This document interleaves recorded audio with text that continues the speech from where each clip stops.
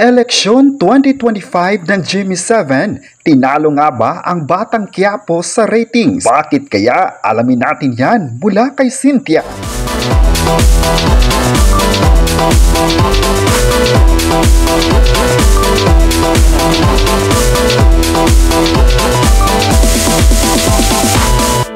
Sa kauna-unahang pagkakataon ay natalo sa ratings ang FPG's Batang Quiapo.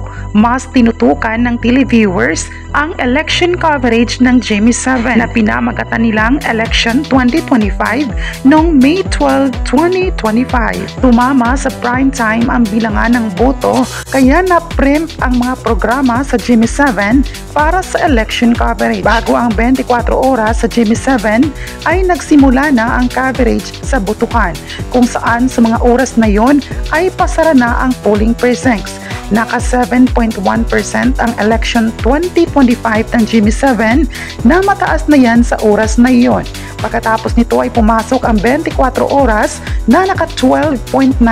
Mahaba ang coverage nito kaya nakatapat pa nito ang FPG's Batang Quiapo at iba pang teleserye. Noong Lunes ay naka 8.6% lang ang FPG's Batang Quiapo at tumuloy pa sa incognito na 6.6%.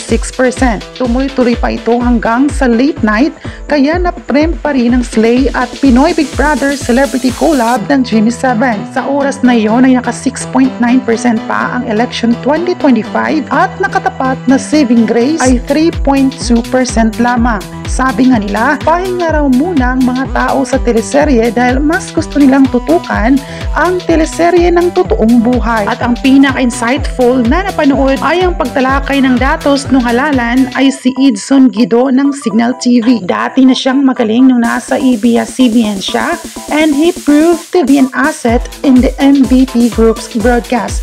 Mukhang mas matinding bakbakan pa ang maghihintay kay Tanggol dahil muling niyang kakalabanin ng amang si Ramon. Gusto na kasing kumalas ni Tanggol sa mga illegal na transaksyon ni Ramon at handa na siyang magbagong buhay. Dahil dito, trending ngayong araw, Miyerkules, May 15, 2025, ang mga pasabog ng ABS-CBN at GMA Network. Pero ayon naman ng mga netizens, normal lang na magkaroon ng babaan sa ratings ang FPG's Batang Quiapo noong araw na yun na nakatutok ang lahat sa election 2025. Ayon pa ng mga netizens, kilala ang FPG's Batang Quiapo bilang isa sa mga sikat na teleserye.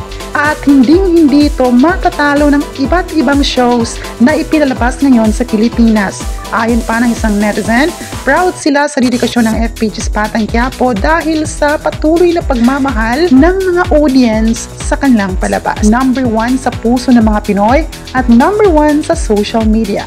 Kayo, ano ang masabi nyo na pinataob raw ng Election 25 ang programa ng FPG's Batang Quiapo?